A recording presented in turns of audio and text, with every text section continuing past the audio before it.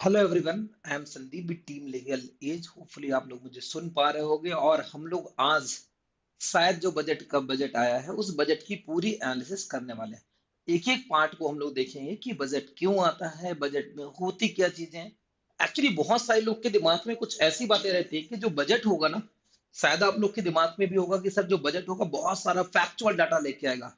तो प्लीज याद रखना, जो बजट होगा वो बहुत सारा फैक्चुअल डाटा नहीं है, एक थोड़ा सा सोचने वाली बात है कि आप सोच कैसे रहे। प्लीज एक बार मुझे कमेंट कर देना कि मेरे मैं ऑडिबल हूँ। अच्छा, ठीक है, ठीक है, very good evening to everyone, मैं ऑडिबल हूँ। आप लोग के मैसेज आ रहे हैं, बस मैं स्टार्ट करता हूँ एक बहुत इंपॉर्टेंट एनालिसिस। प्लीज इस बात से ये इंडिकेशन मिलेगा कि पूरे साल में कौन कौन सी स्कीम आने वाली है। एक ऐसा पार्ट जिससे सब लोग को डर लगता है कि सर कितने फैक्चुअल डाटाज होंगे, किनको याद करना पड़ेगा। देखो, थोड़ा सा समझोगे तो ये कोई डाटा याद करने वाली बात नहीं होगी। हमें तो बस एक समझने वाली बात होगी कि किस तरह से हम लोग इसको पढ़ना है। तो मैं हर बजट को पढ़ने का तरीका बताऊंगा और इस बार उनसे क्या क्या मिलेगा उन सबको एक्सप्लेन करता हुआ जाऊंगा। मैं उम्मीद करूंगा ऐसी कि जब हम लोग इस लेक्चर को खत्म करेंगे उसके बाद जितने भी बजट होंगे उनको पढ़ने का तरीका आप लोग को पता होगा, क्या होने वाला है और कैसे चीजें होती हैं। बस तो आप लोग बस पेन कॉपी लेकर बैठ जाना। जितनी बातें हो तो मेरी लिख लेना तो अच्छा रहेगा। सुनना बात को, बजट को मैं हिस्टोरिकल बैकग्राउंड में भी जाऊंगा। तो बजट का एक अच्छा सा लेक्चर होगा, प्लीज आप लोग थोड़ा सा फोकस रहना। सब लोग लाइव आ जाना तो अच्छा रहेगा। और कल एक सेशन जो होगा द हिंदू का, उसमें भी पूरी बजट की एनालिसिस रहने वाली है। तो ये जो एनालिसिस है वो पर्टिकुलर बजट की है और कल आपको पता है द हिंदू बजट से भरा होगा, तो भी एनालिसिस कल होने वाली है। तो आओ स्टार्ट करते हैं बजट को। देखो, बजट को पढ़ने के लिए कोई डाटा याद नहीं करना, बस इतना देखना है कि हमारा एम क्या है। तो इस समय हम लोग का जो एम है कि हमें विकसित भारत बनाना है। तो याद रखना, विकसित भारत कब बनाना है? 2047 तक बनाना है। तो 2047 तक विकसित भारत अगर हमें बनाना है तो हमें, जैसे आप लोग को क्लैट का एग्जाम क्लियर करना है, उस क्लैट के एग्जाम को क्लियर करने के लिए आप एग्जाम दोगे दिसंबर मंथ में, दोगे 2025 में। तो आप क्या करते हो, एक छोटे छोटे एम बनाना शुरू करते हो कि इस मंथ में हम लोग सीआर इंप्रूव करेंगे, इस मंथ में क्यूटी, देन ऑल प्रैक्टिस का पूरा सिनेरियो बनता है सेम। 2047 तक विकसित भारत बनाना है। तो पहली बात दिमाग में होना चाहिए, सर व्हाट इज द विकसित भारत।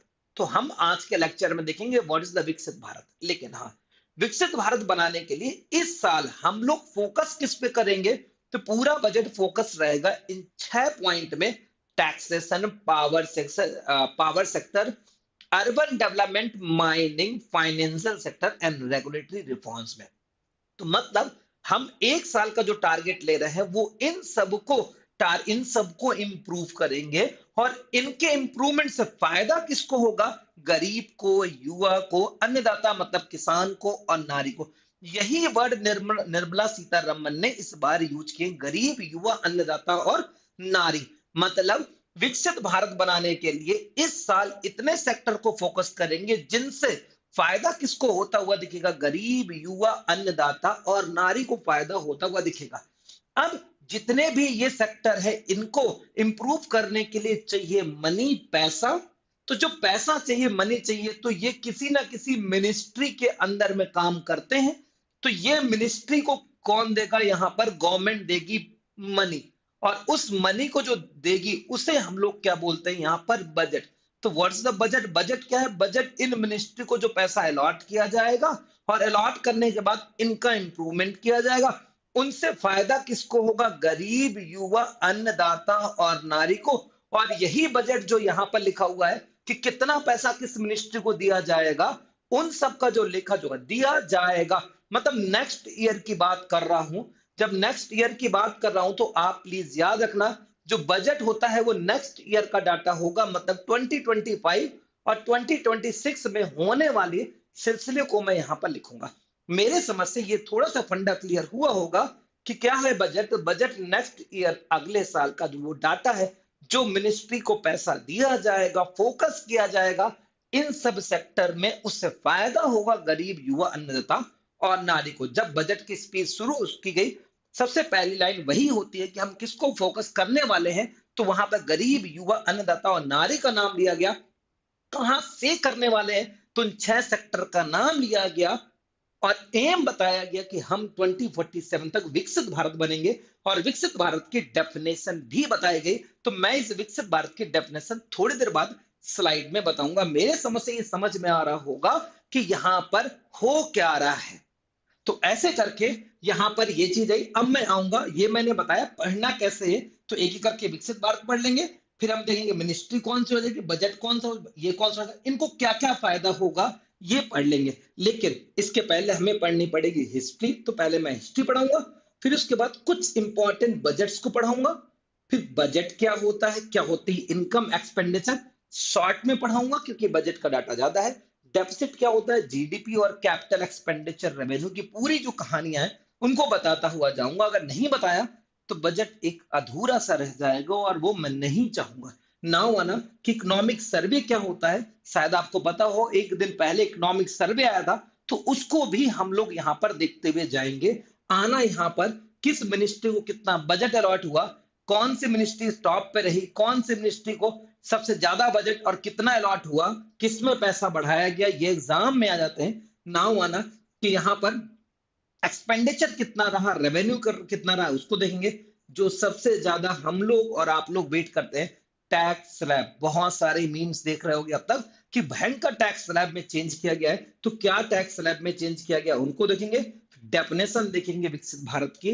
नाउ किस किस एरिया को टारगेट किया गया है इनसे, उनको देखेंगे। और आने वाले वन लाइनर और इंपॉर्टेंट पॉइंट को देखते हुए हम खत्म करेंगे आज के इस सेशन को। होपफुली ये बातें आप लोग को समझ में आ रही होंगी कि हमें इनको पढ़ना कैसे है और कंप्लीट कैसे करना है। तो मैं एक बात कहूंगा कि जो इस बजट में ज्यादा फोकस रहा बिहार, तो थोड़ा सा हाईलाइट रखना बिहार को। जितने लोग बिहार के हैं या आगे कोई भी एग्जाम देने वाले हो, थोड़ा सा देखना कि बहुत सारे बोर्ड बिहार में बनाए जा रहे हैं, तो बिहार को हाईलाइट रखना। तो ये पूरा आज के जो सेशन है उसकी एक समरी रहेगी। हाँ, एक थोड़ी सी बात मैं कहना चाहूंगा क्रिटिसिज्म करते हुए कि R&D जो है, रिसर्च एंड डेवलपमेंट का बजट है, वो चाइना का $496 बिलियन का है। इस बार इंडिया में ये 72, प्लीज कर लेना मुझसे 1 $72.2 बिलियन का इसमें रहा है। तो देख सकते हो R&D का जो बजट था वो चाइना और इंडिया के बीच में कितना जबरदस्त डिफरेंस था। 496 मतलब 500 मान लू, और ये 72 के आसपास मान लू, कुछ ऐसा था। आते हैं बिहार को देखते हैं, तो बिहार कुछ ऐसे ट्रीट कर रहा था। यहाँ पर इतने सारी स्कीम बिहार को, हम भी सोच के परेशान थे। ये मीम्स बहुत बन रहे हैं, नीतीश कुमार है वही 3 इडियट वाले कि बोल वो रहा है लेकिन शब्द हमारे, कुछ ऐसा। और यहाँ पर ये क्रिटिसिज्म करता हुआ बिहार, कुछ ऐसे मीम्स बहुत सारे बन रहे थे। आप भी लगातार इन मीम्स को देखते रहोगे तो मतलब बिहार की बल्ले बल्ले थी। आते हैं बजट की हिस्ट्री में, बिल्कुल ब्रीफ में बजट बजट की हिस्ट्री को मैं यहाँ पर खत्म करता हूं। और देखना, कहते कि बजट जो वर्ड है बुगेटा नाम के वर्ड से बनाया गया था। ये एक फ्रेंच वर्ड था और इसका मतलब होता है लेखा जोखा करना। तो याद रखना, इंडिया में सबसे पहली बार जो बजट बनाया गया था वो जेम्स विल्सन ने बनाया था, और वो 1860 में बनाया गया था। तो मतलब भारत का पहला बजट जेम्स विल्सन ने 1860 में 1860 में प्रेजेंट किया था। जब भारत आजाद होने वाला हो रहा होता है तो उस समय 1942 के बाद इंडिया में फेनाइन अकाल आते हैं। उसमें इंडिया में गरीबी के अलावा कुछ नहीं होता। जब भारत आजाद होता है 1947 में, उसके पहले भारत की एंट्रीम गवर्नमेंट बन जाती है जिसमें भारत के पहले प्राइम मिनिस्टर पंडित जवाहरलाल नेहरू जी बनते हैं। वो डेट होती है सितंबर 1946। अब उस समय भारत के पहले फाइनेंस मिनिस्टर बनते हैं जो कि मुस्लिम लीग से बिलोंग करते थे, लियाकत अली। जो लियाकत अली मुस्लिम लीग से बिलोंग करते थे, ये भारत के पहले फाइनेंस मिनिस्टर मतलब वित्त मंत्री बनते हैं, और यही भारत का पहला बजट प्रेजेंट करते हैं। तो कहते हैं बिफोर द इंडिपेंडेंस, आजादी से पहले लियाकत अली जो बाद में पाकिस्तान के प्राइम मिनिस्टर बने, उन्होंने इस बजट को प्रेजेंट किया था। लेकिन 1947 में डिवीजन हो गया। डिवीजन होने के बाद भारत के जो पहले फाइनेंस मिनिस्टर बनते हैं वो शरणमुखी शेट्टी, एस शेट्टी बनते हैं। प्लीज सुनील शेट्टी याद कर लोगे तो भी हमारा काम चल जाएगा। तो एस शेट्टी इनके क्या बनते हैं, भारत के पहले फाइनेंस मिनिस्टर बनते हैं, वित्त मंत्री बनते हैं, और यही भारत का पहला बजट प्रेजेंट करते हैं। सोचो उस समय के हालात, जिस समय भारत में 20% लोग हमेशा भूखे रहते थे, गरीब रहते थे, और उस समय जब किसी व्यक्ति को कहा जाएगा कि आप इनके बजट बनाओ, इनको बताओ क्या देना है, तो आप और मैं होते हैं तो हम यही कहते हैं कि हम तो इनको केवल खाना देंगे, वरना ये भूख से मर जाएंगे। तो जो पूरा बजट था वो 197 करोड़ रुपए का बजट बनाया गया कि 197 करोड़ रुपए को खर्च किए जाएंगे। और याद रखना, इस बजट में 24 करोड़ का डेफिसिट था, घाटा था। मतलब इनकम से बहुत ज्यादा, इनकम तो थी नहीं, उससे बहुत ज्यादा यहाँ पर घाटा हुआ करता था। नाउ इसमें भी हमें सोचना चाहिए था कि ज्यादातर बजट किसमें, लोगों को खाना देने में खर्च करना चाहिए था, लेकिन उस समय पाकिस्तान हमारे पीछे पड़ा हुआ था और हमें जरूरी था पाकिस्तान से बचना। इस कारण से उस बजट का 47% जो पैसा था वो हमने केवल केवल डिफेंस में खर्च कर दिया। सोच के देखो, उस समय जिस समय हमें पैसा खाने में खर्च करना चाहिए था और हम लोग उसको डिफेंस में खर्च करते हुए नजर आ रहे थे। डिफेंस मतलब पाकिस्तान से बचने में।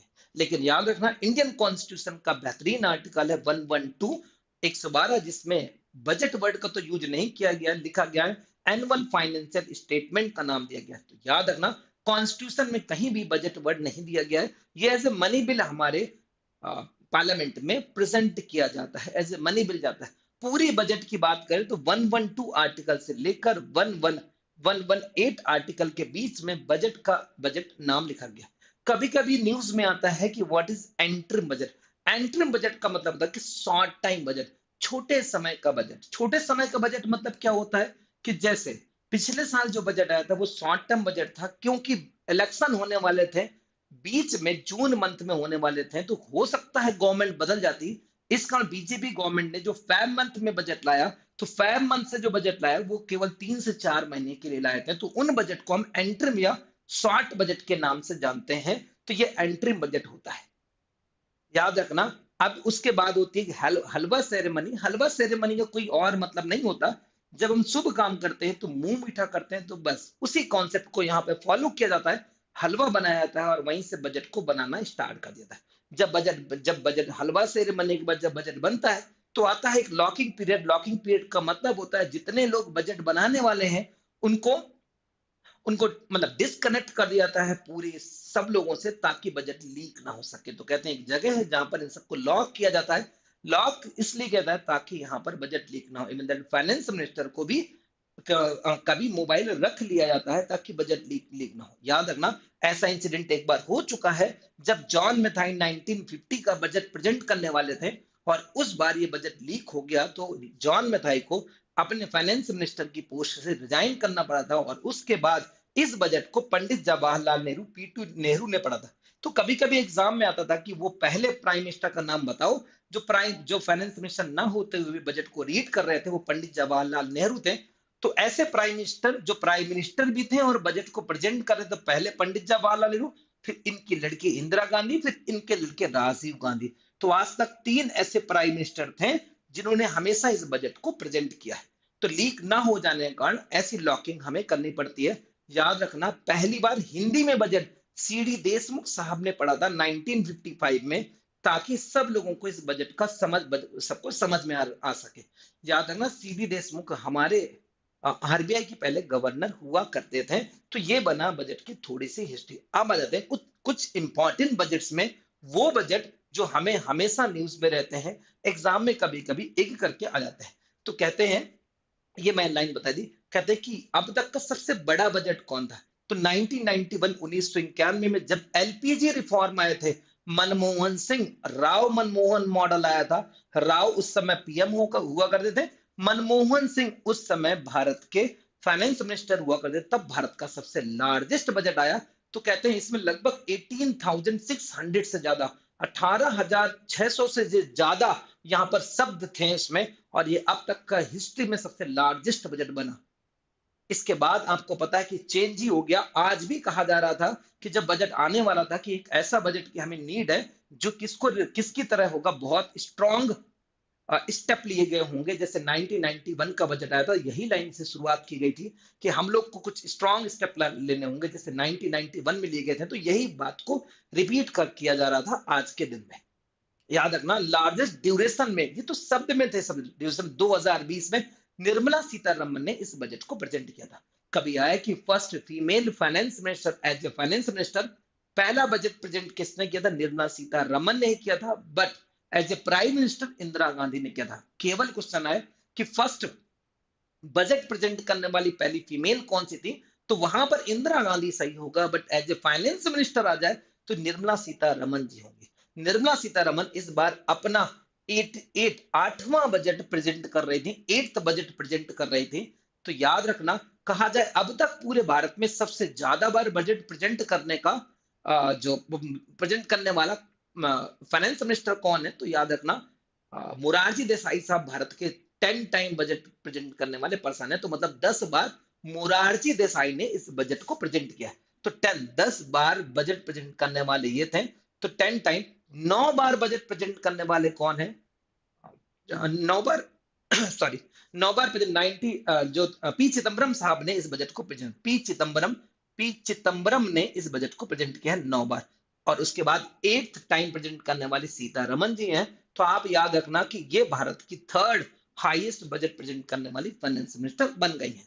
तो कुछ इस तरह से यहाँ पर क्या है, इस बजट की थोड़ी सी समरी मैंने बताई। याद रखना 1998 के बजट को हम लोग ड्रीम बजट कहते हैं। ड्रीम बजट को प्रेजेंट करने वाले पी चिदम्बरम थे। पी चिदम्बरम थे जिन्होंने इस बजट को प्रेजेंट किया था। याद रखना ड्रीम बजट क्यों कहते हैं, क्योंकि इस बार टैक्स स्लैब को कम कर दिया गया था। सेम इस बार भी टैक्स स्लैब को बहुत कम किया गया है। तो इस बार भी लोग कह रहे हैं कि ये भी एक ड्रीम बजट है। तो इस कारण से याद रखना कि इसको भी एज ए ड्रीम बजट कहा जा रहा है, क्योंकि टैक्स में बहुत ज्यादा रिलैक्स दिया गया है। और इन्होंने क्या किया था, टैक्स स्लैब को छोटी कर दी थी, ताकि बहुत सारे लोग, टैक्स कम कर दिया था बट स्लैब कम करने से बहुत ज्यादा लोग टैक्स के दायरे में आ गए थे। याद है ना 1973 के जो बजट को हम लोग ब्लैक बजट कहते हैं, इंदिरा गांधी के टाइम में ये बजट पढ़ा गया था, 10 मिनट में बजट को खत्म कर दिया गया था और हाईएस्ट डेफिसिट घाटा इसमें काउंट किया गया था। 2017 और 18 में एक इंसिडेंट हुआ करता था कि इसके पहले रेलवे बजट और यूनियन बजट अलग अलग आया करता था। हम एक दिन पहले रेलवे बजट देखा करते थे, उसके बाद यूनियन बजट देखा करते थे, लेकिन जेटली साहब जो थे उन्होंने क्या किया, इसको एक कर दिया, यूनियन बजट और रेलवे बजट को दोनों को कंबाइन करके मिक्स कर दिया। तो ये बातें आई थोड़ी सी बजट की हिस्ट्री की। प्लीज ये बजट की जो हिस्ट्री वो पता होना चाहिए। आप स्क्रीनशॉट ले सकते हैं, मैंने सारी जो लाइन थी उनको एक साथ लिख दिया है ताकि आप लोग को पढ़ने में थोड़ी सी आसानी हो। मेरे समझ से यहां तक आप किसी को प्रॉब्लम नहीं होगी। बजट की हिस्ट्री के रिगार्डिंग बिल्कुल सिंपल सी बातों में मैंने आपको बताया, यही आप लोग को याद रखना है, बाकी आपको याद रखने की नीड नहीं है। मैं समझाने की कोशिश करता हूं कि बजट क्या होता है। तो 5-7 मिनट बिल्कुल आप लोग बहुत शांति के साथ बैठना, मतलब शांति से तो बैठे ही हो, मतलब बिल्कुल कंसंट्रेट होकर बैठना और मेरी बातों को एक एक करके सुनना कि बजट होता क्या है। तो पहला बजट होता क्या है, जस्ट एग्जांपल आप समझना, ये आपका घर है, मैं घर से स्टार्ट कर रहा हूं वरना यहाँ पे कुछ समझ में नहीं आएगा कि लिखा क्या हुआ है। तो मैंने कहा ये घर है आपका और इस घर में आपके कमाने वाले पर्सन कौन है, सोर्स ऑफ इनकम कौन है, आपके पापा हैं। मैंने जस्ट एग्जांपल कहा कि आपके पापा 10 लाख रुपए ईयरली कमाते हैं, सालाना का कमाते हैं। तो मैंने कहा ये घर की इनकम बन गई है, ये घर की इनकम बन गई है। और आपके फादर के एक्सपेंडिचर उस साल का, मान लिया किसी भी ईयर का कि इस साल का एक्सपेंडिचर कितना होने वाला है, 10.50 लाख रुपए। तो जस्ट आप कह सकते हो कि इस बार हमारे पापा की इनकम कम है, एक्सपेंडिचर ज्यादा है, तो एक डेफिसिट दिख रहा है कि घाटा होगा। तो हम देख लेंगे कितना डेफिसिट होगा। तो मैंने एज्यूम कर लिया कि अप्रोक्स 5% का डेफिसिट निकल के आ रहा है। तो एक बात देखो, 5% का डेफिसिट निकल के आ रहा है, तो मतलब कि अब हमारे फादर को या तो क्या करना पड़ेगा, बारोइंग करनी पड़ेगी। बारोइंग का मतलब है कहीं से उधार लेना पड़ेगा, या तो ऐसा एक काम और कर सकते हैं, इसे बोलते हैं डी इन्वेस्टमेंट या डिस इन्वेस्टमेंट करना पड़ेगा। डिस इन्वेस्टमेंट का मतलब है कोई सामान को बेच दिया जाएगा, तो हमारे घर में जो 50,000 रुपए कम है वो पूर्ति हो जाएगी। तो बस ये बजट है। अगर ऐसा होता कि ये इनकम बड़ी होती, ये इनकम कम होती, तो प्रॉफिटेबल बजट हो जाता। लेकिन याद रखना इंडियन हिस्ट्री में आज तक कभी भी कोई भी बजट प्रॉफिटेबल बजट में नहीं रहा। तो मतलब हर साल बजट कैसा रहता है, डेफिसिट ही रहता है। हाँ, ये कह सकते हैं कि बजट का डेफिसिट लगातार कम होते हुए आ रहा है, लेकिन डेफिसिट जो है वो खत्म नहीं हुआ है। अब आना यहां पर इस बजट को, इसमें सुनो एक बात, मान लो आपकी ये जो इनकम होती है ये लास्ट ईयर की होती, 2020 2024 और 2025 की होती और अगले साल हमें उम्मीद है कि हमारे पापा कितना 11 लाख 11 लाख कमाएंगे, तो मैं कह सकता हूं कि इसमें ग्रोथ कितनी होगी। तो आप देखो यहाँ पर जीडीपी जो ग्रोथ होगी वो कितनी दिख रही है, यहाँ पर अप्रॉक्स 10% की ग्रोथ हमें नजर आ रही है। तो ग्रोथ का मतलब क्या हो रहा है कि पिछली इनकम और इस इनकम में कितना डिफरेंस आ रहा है, वो ग्रोथ हो जा रहा है। तो वही ग्रोथ हमारा यहाँ पर जीडीपी ग्रोथ के रूप में काउंट होता है, कि इसे हम लोग जीडीपी ग्रोथ कहते हैं। बोर्ड में हमेशा ब्लैक रखा करो, अच्छा व्हाइट करो, या पढ़ने में आसान रहता। अच्छा ठीक है, मैं ब्लैक कर देता हूँ यार, है ना। लो मैं ब्लैक कर देता हूँ, लो ठीक है ना। तो ऐसे करके हमारे मैंने तीन चीजें बताई, पहला मैंने इनकम बताया, दूसरा मैंने यहाँ पर एक्सपेंडिचर बताया, तीसरा मैंने डेफिसिट बताया, चौथा मैंने यहाँ पर ग्रोथ बताई कि पिछले साल और नेक्स्ट ईयर में जो पैसा बढ़ेगा उसे हम लोग ग्रोथ बोलेंगे। तो यहां तक मेरे समझ से सबके फंडे क्लियर होंगे। अब हो सकता है कि आपके फादर कुछ पैसा अपने अकाउंट में सेव कर ले, ताकि हमें उस समय पे विपरीत समय पे कोई बीमार हो जाता है तो हमारे अकाउंट में रहे, तो कुछ पैसा हमारे अकाउंट में सेव रहेगा, जिसे आप लोग यहाँ पर सेविंग अकाउंट कहते हैं। तो फिर से आना, मैंने बताया आप लोग को, पहला क्या बताया, इनकम बताया, दूसरा एक्सपेंडिचर बताया, तीसरा प्रॉफिट या लॉस बताया, चौथा मैंने बताया कि अगले साल में कितना प्रॉफिट होगा, पांचवा बताया कि पापा कितनी सेविंग सेविंग करेंगे। हम मेरे समझ से यहां तक की पूरी बातें आप लोग को दिख रही होंगी कि ये सब बातें समझ आ रही। अब आना लास्ट और खत्म करूंगा इस पूरी बात को, कि जब यहां पर एक्सपेंडिचर करेंगे तो दो तरह का एक्सपेंडिचर होता है, इसको ठीक से समझना। मैंने यहां पे लिखा हुआ है तो अब शॉर्ट में लिखना। एक मैं आर ई लिख रहा हूं, रेवेन्यू एक्सपेंडिचर, ये एक लिख रहा हूं सीई, कैपिटल एक्सपेंडिचर। ये दोनों क्या बलाएं होती हैं, जैसे ये दोनों खत्म होंगी तो पूरी इसकी कॉन्सेप्ट ही खत्म हो जाएगी। आप यकीन मानो बड़ी आसानी से इस बजट को आप लोग याद कर पाओगे। तो एक बात देखना, तो यहां पर रेवेन्यू एक्सपेंडिचर और ये एक बात समझना, आपके घर में अगर कुछ वर्कर काम करने के लिए आते हैं, जस्ट मेड आती है काम करने के लिए, कोई और आप गार्डन के लिए रखे हो या गाड़ी साफ करने के लिए रखे हो, तो वो सैलरी दी जाएगी। वो सैलरी एक ऐसी सैलरी होगी ना जिससे एक भी रिटर्न पॉसिबल नहीं है, वापस कोई अमाउंट नहीं आएगा। तो एक ऐसा अमाउंट जिससे कभी रिटर्न वापस नहीं आएगा, उसे हम रेवेन्यू एक्सपेंडिचर कहते हैं। लेकिन मान लो आपके फादर ने एक हॉस्टल ओपन कर दिया, हॉस्टल ओपन किया, तो इससे होगा क्या, भले ही इस साल आपका कुछ पैसा हॉस्टल बनाने में लगे, लेकिन बाद में क्या होगा, एज ए इनकम काउंट होगा, पैसा बचा के देगा। मतलब ये है जो आगे चल के इनकम देगा, ये है जो आगे चल के इनकम नहीं देगा। जब आगे चल के इनकम देगा, तो जब हमारी इनकम होगी, इसमें भी दो पार्ट में डिवाइड कर देंगे, एक हो जाएगा रेवेन्यू रिसिप्ट हो जाएगा, और एक हो जाएगा हमारी कैपिटल रिसिप्ट। रिसिप्ट बोलते हैं आने वाले को, एक्सपेंडिचर जाने वाले को। तो जो जो यहाँ पर कैपिटल रिसिप्ट हो जाएगा, यहां से पैसा आएगा तो कैपिटल रिसिप्ट होगा, और यहाँ पे कुछ ऐसा पैसा जो हमारे यहाँ पर सैलरी में, मतलब जो टैक्स से आता है, इनसे आता है, जो दोबारा आने की पॉसिबिलिटी नहीं होती, उसे बोलते हैं हम लोग रेवेन्यू रिसिप्ट। तो मेरे समझ से ये रेवेन्यू रिसिप्ट, इनकम टैक्स दिया, अगले साल मैं दूं ना दूं भरोसा नहीं है। मैंने यहाँ पर क्या किया, मैंने गवर्नमेंट को जीएसटी दी, अगले साल सामान ना खरीदूं तो जरूरी नहीं कि आए। ये वाला वो पैसा है जो इन्वेस्टमेंट से पैसा बना था, तो ये पैसा एक बार में आया चला गया, ये वाला पैसा सीधे चला गया।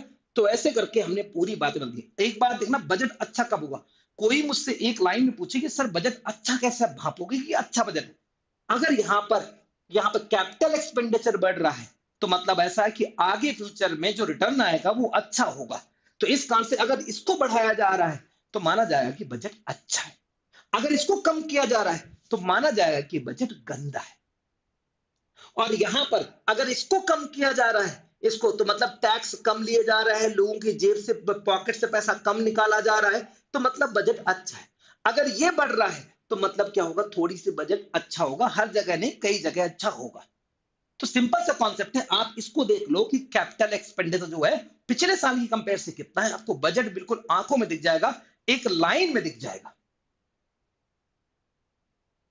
मेरी बात समझ में आएगी क्या। तो ऐसे करके मैंने यहां पर इन सब की पूरी कॉन्सेप्ट को यहां पर निचोड़ के रखा कि ये कॉन्सेप्ट कहती क्या है। सेम मैंने ऊपर एक डायग्राम बना रखा है, उस डायग्राम को देखो तो समझ में आ जाएगी कि पहले मैंने इनकम लिखा 10 लाख 11 लाख बढ़ा, तो ये क्या बन गया यहाँ पर जीडीपी। तो मैंने यहाँ पर एक सेकेंड, हाँ, तो मैंने कहा पहले इनकम बनाया 10 लाख 11 लाख, इनके बीच में डिफरेंस जीडीपी बन गई। मैंने क्या किया यहाँ पे एक्सपेंडिचर किया, एक्सपेंडिचर किया तो ये तो प्रॉफिट होगा, ये तो लॉस होगा, लॉस हो रहा है तो बोरोइंग करोगे, तो डिसइन्वेस्टमेंट करोगे। और आप कुछ पैसा अपनी सेविंग अकाउंट में रखोगे तो उसे इंडिया में फॉरेक्स रिजर्व कहते हैं। जब यहाँ पे सोर्स ऑफ एक्सपेंडिचर दो हो जाएंगे, एक से कुछ हमें मिलने वाला है फ्यूचर में, एक से कुछ नहीं मिलने वाला है, तो ये एक्सपेंडिचर हो गए। जो इससे मिलेगा वो कैपिटल रिसिप्ट मिलेगा, जो मिले ना मिले फिक्स नहीं है, वो रेवेन्यू एक्सपेंडिचर हुआ। जैसे हमारा टैक्स, और ये लोगों की पॉकेट से निकाला जाता है, ये दर्द देता है लोगों को। तो इसका आंसर जितना कम हो जाए उतना अच्छा है, ये जितना बढ़ जाए तो थोड़ी बहुत ठीक है, हर मामले में नहीं, लेकिन कैपिटल एक्सपेंडिचर बढ़े तो फ्यूचर अच्छा होगा। ये जो रेवेन्यू एक्सपेंडिचर जितना कम हो तो अच्छा होगा। बस बजट देखने का तरीका पिछले साल से कंपेयर कर दो, आपको बजट आंखों पे दिख जाएगा। तो मेरे समझ से ये पूरी बातें आप लोग को यहाँ पर बड़े ठीक से समझ पा रहे होंगे कि फॉरेक्स रिजर्व क्या होता है, फॉर जीडीपी क्या होती है, एक्सपेंडिचर क्या होता है, डेफिसिट क्या होता है, कि रेवेन्यू कैपिटल कौन सी चीज बढ़नी चाहिए कौन नहीं, ये इंफ्रास्ट्रक्चर डेवलपमेंट इनके लिए काम आता है। आओ आगे देखते हैं हम लोग इसको बजट से, पूरी इस बार को कंपेयर कर देंगे, बजट खत्म होता हुआ दिखाई देगा। आओ देखते हैं इस बजट को पूरा खत्म ही करते हैं इसमें।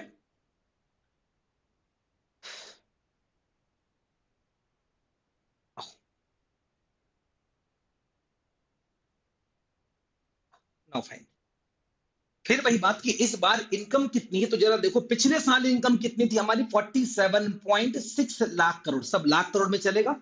इस बार कितनी मैं बता रहा हूं, 50.6 लाख करोड़। सुनना बात, 51, तो क्या हमारी इनकम बढ़ी, हाँ बढ़ी है, बढ़ी है तो जीडीपी बनेगी बनेगी। तो कहा जीडीपी कितनी आ रही है हमारी इस बार, हम कह रहे हैं कि लगभग कितना 6.3 से 6.8% हम लोग क्या करेंगे, ग्रो करेंगे, तो हमारी जीडीपी बन गई। सिंपल सी बात है, कितना यहां से यहां बढ़ गए।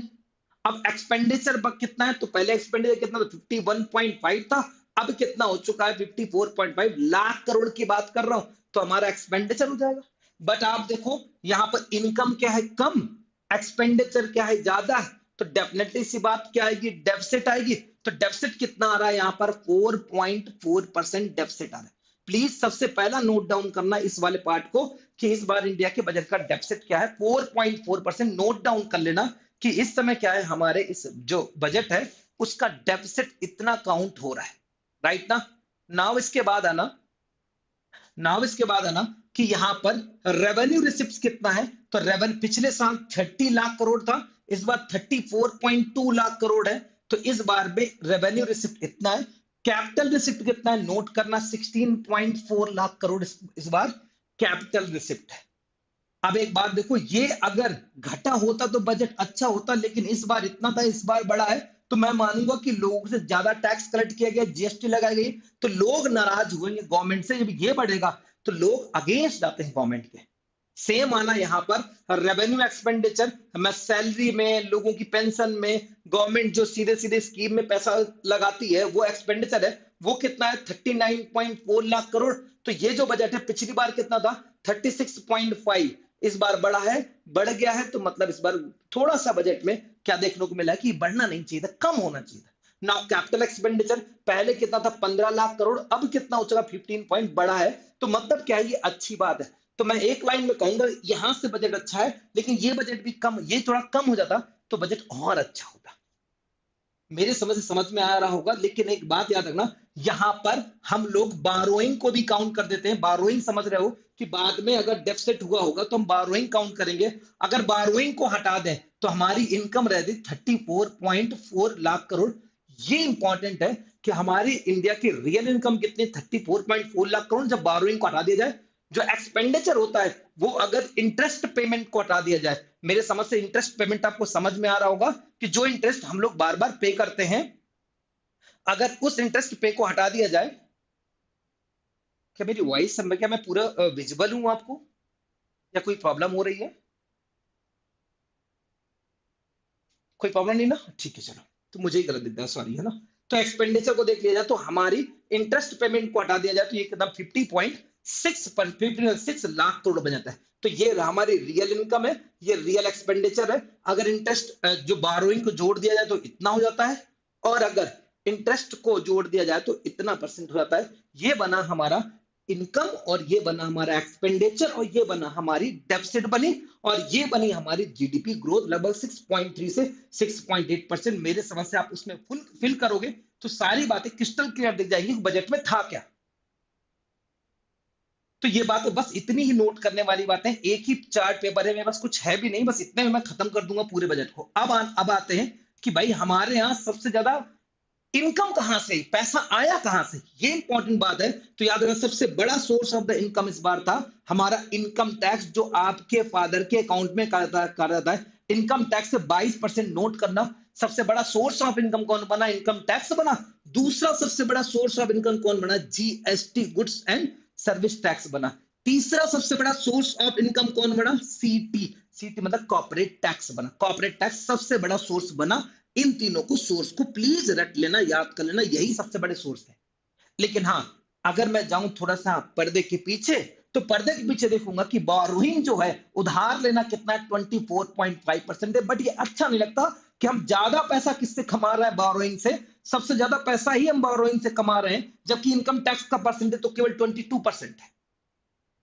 तो इस कारण से ये एग्जाम में कभी नहीं पूछा सकता। एग्जाम में पूछा जाएगा कौन सा, इनकम टैक्स का, जीएसटी। लेकिन सोच के देखो, हमारे यहाँ बोरोइंग से ज्यादा पैसा कमा रहे हैं in compare to the income tax, GST और इनसे। अब यहां पर पूरा मैंने फ्लो चार्ट बना रखा है। मैंने जो पीडीएफ बार बार सर्कुलेट हो रही है उसको कॉपी पेस्ट मार दिया है। वही बात यहां पर लिख दिया कि 22% इनकम टैक्स है, सेम मैंने यहां पर उसको लिख दिया है। बाकी कुछ आप इसको देखना नहीं है, आपको मैं शेयर कर दूंगा, तो आप प्लीज इसको देख लेना। नाउ आना एक्सपेंडिचर को, कि हम पैसा खर्च कहां पे कर रहे हैं। तो कहा जाता है कि स्टेट को शेयर, मतलब जो सेंट्रल गवर्नमेंट स्टेट को कुछ पैसा देती है उनके खर्च चलाने के लिए, वो कितना है, अप्रॉक्स 22%, 22% है। फिर यहां पर प्लीज इसको स्पेलिंग गलत होगी, सेंट्रल स्कीम लिखना। सेंट्रल स्कीम में जितना पैसा शेयर करता है वो कितना है, 16% सेंट्रल स्कीम में। सेकंड सबसे बड़ा एक्सपेंडिचर। थर्ड यहां पर, मतलब थर्ड नहीं, मैं लिख रहा हूं डिफेंस, जो हर बार एग्जाम में पूछा जाता है कि हमने कितना बजट का मतलब कितने अपने बजट का कितने परसेंट खर्च किया, वो 8% हमने खर्च किया है। तो मेरी समझ से बात समझ में आ रही होगी कि यहाँ पर इनकम में तीन चीजें, इनकम टैक्स, जीएसटी और सीटी, और यहाँ पर मैं लिख दूंगा स्टेट शेयर और सेंट्रल स्कीम और डिफेंस में हमने लगातार पैसा खर्च किया। जैसे यहाँ पर हिडन पर्दे के पीछे मैंने बताया कि बोरोइंग से 24% हम लोग लेते हैं, उधार लेते हैं। बस यहाँ पे पर्दे के पीछे देखते हैं कि इंटरेस्ट पेमेंट, इंटरेस्ट पेमेंट मतलब पहले साल जितने लोन लिए थे, उन लोन लेने को हम लोग अब इंटरेस्ट पे कर रहे होंगे, वो 20% हम इंटरेस्ट पे करते हैं। तो मतलब हम लोग first highest source of the income borrowing है, second highest source of expenditure interest payment है, जो हमने पैसा पहले किसी से ले रखा है। जो ये चार्ट बना है, मैंने यही चार्ट को यहां पर लिख रखा है। इसने और भी स्कीम को इसमें कंटिन्यू किया है, लेकिन मैंने केवल उन्हीं बात को बताया जो हमारे काम की थी, बाकी हमारे किसी काम की नहीं ये वाली पूरी स्कीम। तो मैं इसको हटा देता हूं। यहां पर मेरे समझ से सारी बातें लिखी हुई हैं, आप स्क्रीनशॉट कर लोगे तो भी सारी बातें यहां पर समझ में आ जाएंगी बहुत ठीक से। डेफिसिट को जरूर याद कर लेना बस, और ये वाला रियल एक्सपेंडिचर और रियल इनकम, और ये वाली रिसिप्ट और रेवेन्यू, ये जरूर याद करना। कैपिटल एक्सपेंडिचर पीछे से बढ़ाया गया, हाँ बढ़ाया गया, बस इतना ही। एक्चुअली में देखा जाए तो बजट तो इतना ही है। बजट में इसके अलावा कुछ ऐसा होता नहीं है, ठीक है ना। बजट में ऐसा होता नहीं, बाकी बाकी इन सबको क्या क्या इनको दिया जाएगा वो चीजें हैं, और देख लेते हैं कि करके उन चीजों को भी। ना आते हैं मिनिस्ट्री को कौन कौन सा दिया गया है, कौन सी मिनिस्ट्री को कितना पैसा दिया गया, सुनना। यहां पे मैंने बताया हर बार डिफेंस मिनिस्टर को लगभग लगभग सबसे ज्यादा मिलता है, वो 8% के आसपास है। 8% डिफेंस मिनिस्टर को मिला। प्लीज हिडन में जाना, फिर से पर्दे के पीछे देखना, जरा बताओ। इंटरेस्ट पेमेंट बहुत ज्यादा है डिफेंस से। आपने देखा अभी इंटरेस्ट पेमेंट 20% है, और इंटरेस्ट पेमेंट कौन करता है यहां पर, तो फाइनेंस मिनिस्ट्री करती है। तो याद रखना, सबसे ज्यादा तो जाएगा लगभग 19% फाइनेंस मिनिस्टर के पास जाएगा, लेकिन वो लिखते नहीं है। आपको पता है कि थोड़ा अच्छा नहीं लगता लिखने में, तो इस कारण से हमने लिखा। हमने सबसे ज्यादा खर्च कौन करता है, हमारा 8% कौन करता है, तो डिफेंस। तो मतलब मिनिस्ट्री में सबसे नंबर 1 में हो जाएगी यहाँ पर डिफेंस। डिफेंस के बाद दूसरी मिनिस्ट्री कौन सी हो जाएगी यहाँ पर, रूरल डेवलपमेंट। तो मैं रूरल डेवलपमेंट जो हो जाएगी वो सेकंड नंबर। थर्ड में कौन सी, होम मिनिस्ट्री, होम मिनिस्ट्री किसके अंडर में आपको पता है, अमित शाह के अंडर में आती है। तो थर्ड होम मिनिस्ट्री, 3 मिनिस्ट्री का नाम लाइन से याद कर लेना, लेकिन पर्दे के पीछे किसको याद कर लेना आप लोग यहाँ पर, फाइनेंस मिनिस्टर को, क्योंकि वो क्या पे करता है, वहां पर इंटरेस्ट पेमेंट करता है, तो उसको आप बैक फुट में आप लोग याद रखना। जैसे मैंने कहा कि सबसे ज्यादा बोरोइंग से परचेज करते हैं, इंटरेस्ट पेमेंट सेकंड नंबर में है, तो इस तरह से फाइनेंस मिनिस्टर भी एक्चुअली फर्स्ट नंबर में आने चाहिए, बट यहाँ पर नहीं आती, सेकंड नंबर में आती। फर्स्ट नंबर में कौन आएगा यहाँ पर, डिफेंस आता है। तो ऐसे करके मैंने इस मिनिस्ट्री को बताया। आओ देखते हैं टैक्स स्लैब, जिसका सबसे ज्यादा हम लोगों को इंतजार था, टैक्सेस का। आओ देखते हैं टैक्स में क्या हुआ, पूरा इंपॉर्टेंट है, ये पूरी स्लाइड इंपॉर्टेंट है कि टैक्स में क्या चेंज हुआ है। पहली बार देखना, टैक्स स्लैब कहा गया कि पूरे भारत में कितने टैक्स पेयर है, तो 2.3%, पूरी पॉपुलेशन का 140 करोड़ मान लू अप्रॉक्स, तो 140 करोड़ में से केवल कितना, 2.3% इंडिया में टैक्स पेयर है। और टैक्स पेयर से कहा गया है कि इस बार जो लोगों को बेनिफिट दिया गया है, जो लोगों को बेनिफिट दिया गया है, आपको ने जस्ट थोड़ी देर पहला कि लगभग लगभग सबसे हाईएस्ट 22% जो शेयरिंग कर रहा था, इनकम टैक्स ही तो कर रहा था इनकम में। तो यहां पर देखा जाए तो 1 लाख करोड़ का लॉस देखने को मिलेगा हमारी गवर्नमेंट को, जस्ट बिकॉज ऑफ द कि लोगों को टैक्स में बेनिफिट दिया गया। तो 1 लाख करोड़ रुपए, जरा देखो कमाया कितना था, 34.5 लाख करोड़ अप्रोक्स 6 है, और उसमें से अब कितना हो जाएगा, 1 लाख करोड़ तो लोगों में बांट दिया गया, तो 3 ही रह जाएगा। इतना क्या दिया जाएगा, प्रॉफिट दिया जा रहा है, दूसरी जगह से कमाया जाएगा, लेकिन एक छोटी सी टैक्स के कारण इतना बड़ा इफेक्ट पड़ रहा है। क्या हुआ, पहले हुआ करता था अप टू 7 लाख, 7 लाख तक कोई भी टैक्स नहीं लगता था, उसे बढ़ा के अब 12 लाख कर दिया गया, बहुत बड़ा मार्जिन। हर बार हम सुनते थे 1 लाख बढ़ाया गया, 50,000 बढ़ाया गया, लेकिन अब सीधे जंप कर दिया गया है कितना, 5 लाख का, कि अब 12 लाख में कितना टैक्स लगेगा, 12 लाख में आपका जीरो टैक्स लगेगा। आप अगर सैलरी कुछ कमाते हो, इनकम मतलब कोई जॉब करते हो, गवर्नमेंट करते हो, प्राइवेट करते हो, तो कहा गया कि आप 75,000 तक और आप टैक्स नहीं देना। मतलब अगर मैं सैलरीड हूं तो मैं 12,75 तक, 12,75,000 तक मैं जीरो टैक्स पे करूंगा, याद रखना। अगर यही बात पैसा मुझे बिजनेस से आ रहा होता तो मैं 75,000 में टैक्स देता, मतलब 12 लाख तक जीरो होता। समझ गए होंगे कि अगर आप सैलरीड हो तो 12,75 में जीरो हो जाएगा, अगर आप बिजनेस एंड अदर से कोई पैसा जनरेट कर रहे हो तो 12 लाख में क्या हो जाएगा, आपका टैक्स जीरो हो जाएगा। आप सर उससे ज्यादा आपकी इनकम है तब क्या होगा, उससे ज्यादा इनकम है तब क्या होगा, तो स्लैब बनाई गई है, ये स्लैब रट लेना सब लोग। कहा गया 0 से 4 लाख तक तो कोई आप पे टैक्स नहीं लगेगा, 4 से 8 लाख में आपको 5% का टैक्स लगेगा, 8 से 12 लाख में आपको 10% का टैक्स लगेगा। तो कितनी स्लैब हो गई, पहली स्लैब, दूसरी स्लैब, 12 से 16 लाख के बीच में आपकी 15% लगेगा, तीसरी स्लैब, 15 से 20 लाख में आपको कितना लगेगा, चौथी स्लैब, 20 से 24 लाख में कितना लगेगा आपको, 25%, ये पांचवी स्लैब, और इसके आगे आपको 30% लगेगा, तो ये हो जाएगी छठी स्लैब। तो ये पूरी स्लैब बनी हुई है टैक्स की, ये पूरी याद कर लेनी चाहिए। सिंपल सा याद करने का तरीका है कि बस कुछ नहीं करो आप, यहाँ पे 4 लाख से स्टार्ट कर दो, 5-5% ऐड करते जाओ, यहाँ पे 4-4 लाख ऐड करते जाओ, पूरी स्लैब निकल के आ जाएंगी। कुछ ऐसा टैक्स सिस्टम स्लैब बनाया गया। लास्ट बात को याद रखना यहां पर कि जिस तरह से मैंने कहा अब 12 लाख रुपए में टैक्स जीरो लगने वाला है, मतलब कोई टैक्स नहीं लगेगा। तो ये पहले कितना हुआ करता था, तो 2014 में 2.5 लाख में कोई टैक्स नहीं लगता था, उसके बाद 2019 में 5 लाख इसको बढ़ा दिया गया था, 2023 में इसको 7 लाख बढ़ा दिया गया था, नाउ 2025 में 12। तो लगातार कहा जा रहा है टैक्स पेयर को रिलैक्स देने की कोशिश की जा रही है, लेकिन हाँ जीएसटी बढ़ाया जा रहा है गुड्स में। इससे क्या होगा कि जो सैलरीड है उनको तो फायदा होगा, लेकिन पूरे भारत में जो गुड्स खरीदेंगे उनको थोड़ा सा क्या होगा, टैक्स पे करना पड़ेगा। मतलब पूरे टैक्स का डिस्ट्रीब्यूशन पूरे भारत में किया जा रहा है, इवन दैट 2.3% लोग पे नहीं।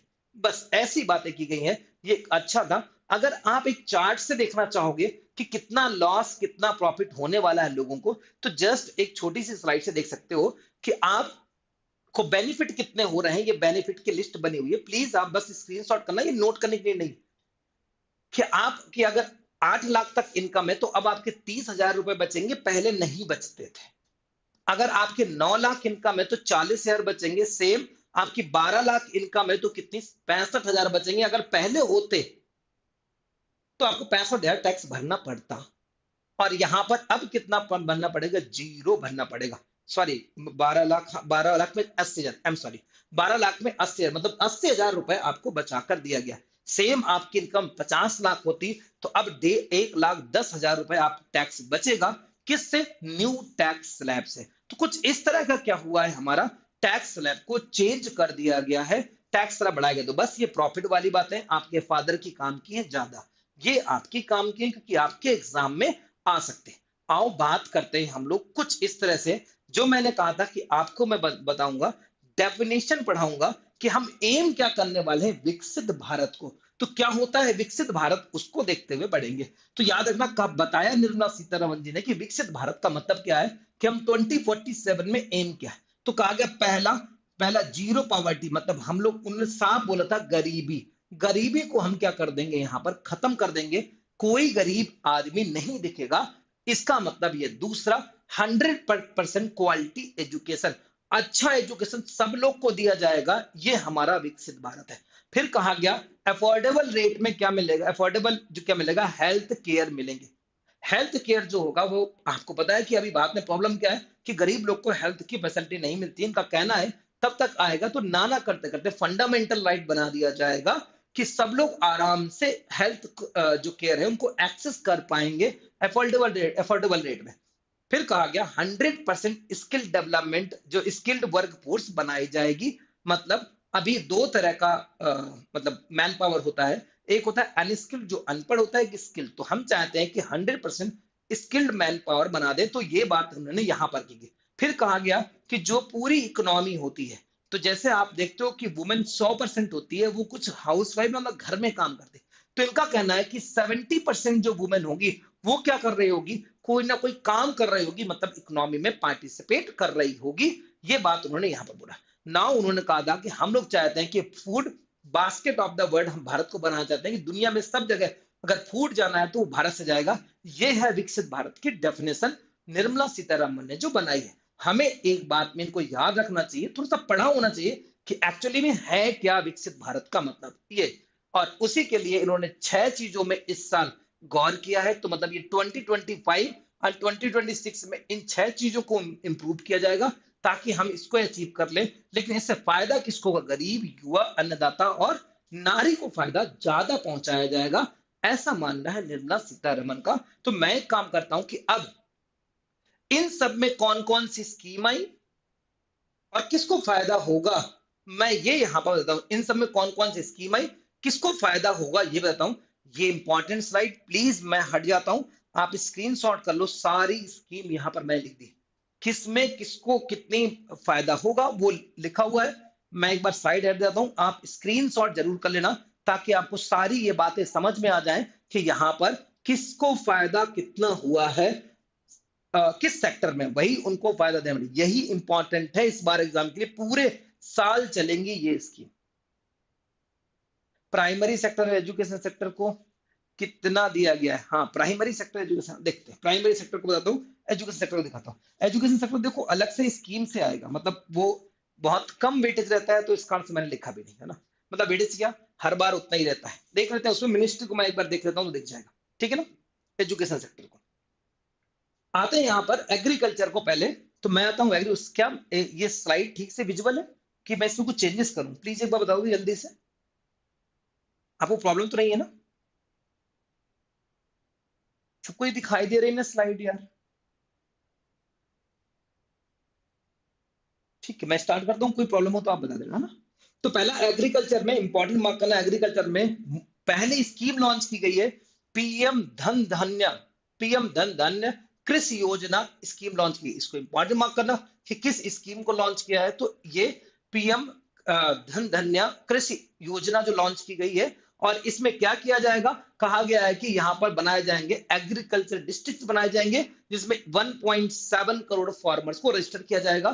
तो ये पहली स्कीम हुई जो यहाँ पे लॉन्च की है। दूसरी बात, जैसे हर साल होता है, हम एक ग्रेन को पकड़ते हैं, उसका डेवलपमेंट करते हैं, जैसे मिलेट्स को डेवलपमेंट किया था, इस बार कहा गया कि नेक्स्ट 5 ईयर में हम लोग कॉटन के प्रोडक्शन को इंक्रीज करेंगे।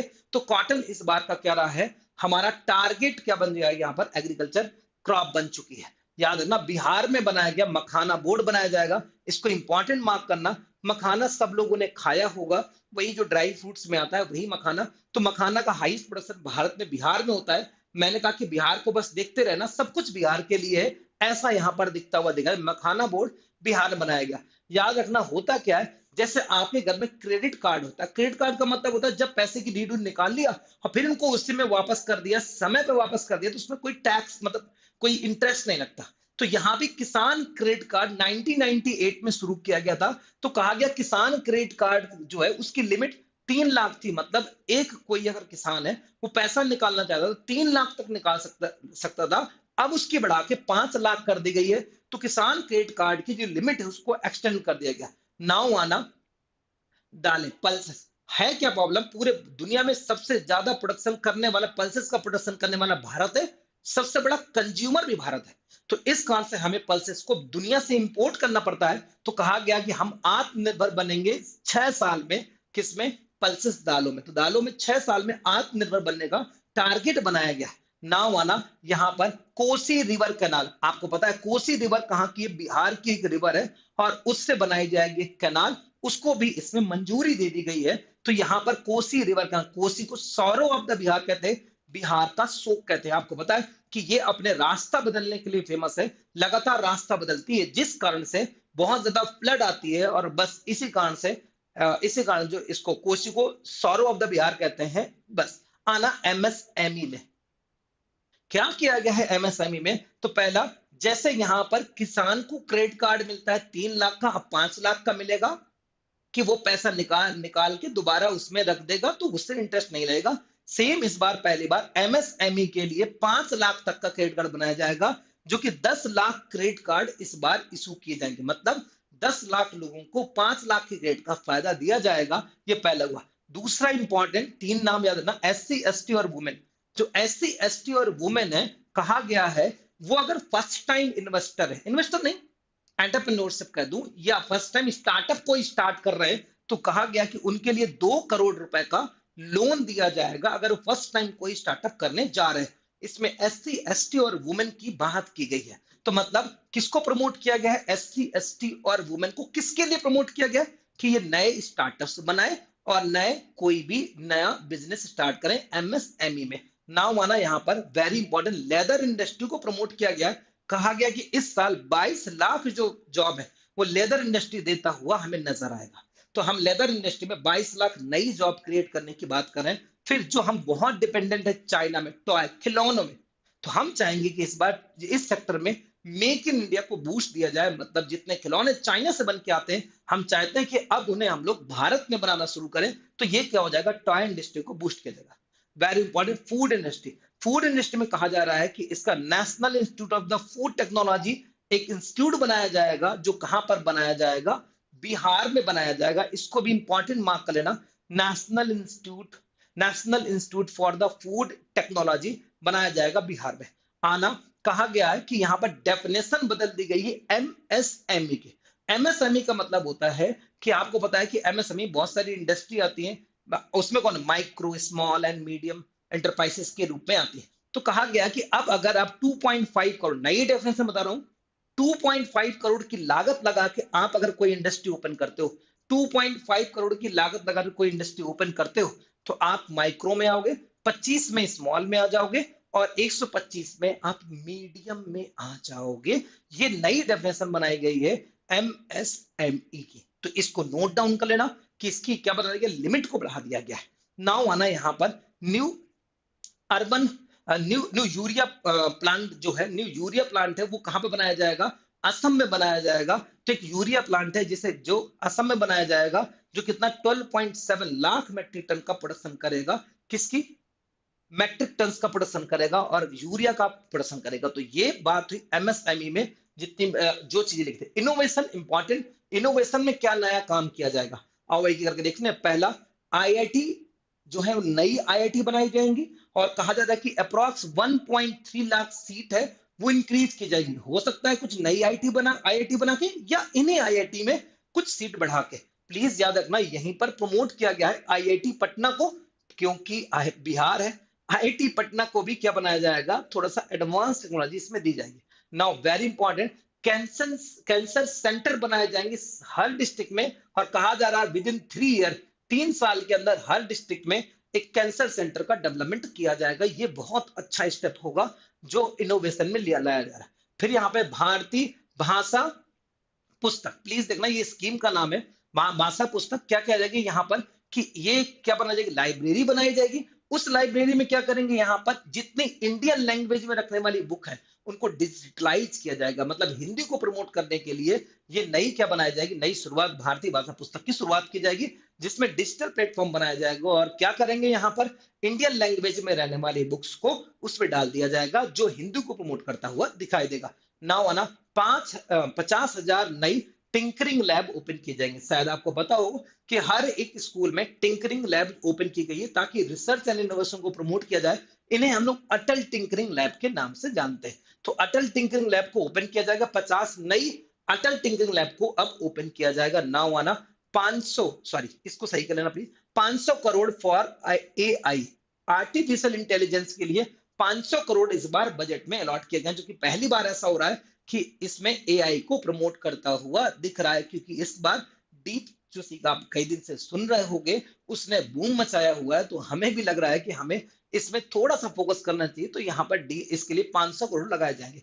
नावाना 10,000 नई मेडिकल जो सीट है, आप देखो जो अभी आईआईटी में सीट बढ़ाई गई और अब मेडिकल जो सीट है उनको भी बढ़ाए जाएंगे। 10,000 मेडिकल सीट इस बार बढ़ाई जाएंगी। फिर आना जल जीवन मिशन, आपको पता होगा हर घर नल से जल, हर घर नल से जल 2019 में इस स्कीम की शुरुआत की गई थी। हर घर को पर पर्सन 55 लीटर पर पर्सन जो है वाटर देने का प्रॉमिस किया गया था और कहा गया कि यही जो जल जीवन मिशन है वो 100% कंप्लीट कर देंगे 2028। तो 2028 में ये कंप्लीट कर दिया जाएगा। आना वेरी इंपॉर्टेंट, इसको इंपॉर्टेंट मार्क करना।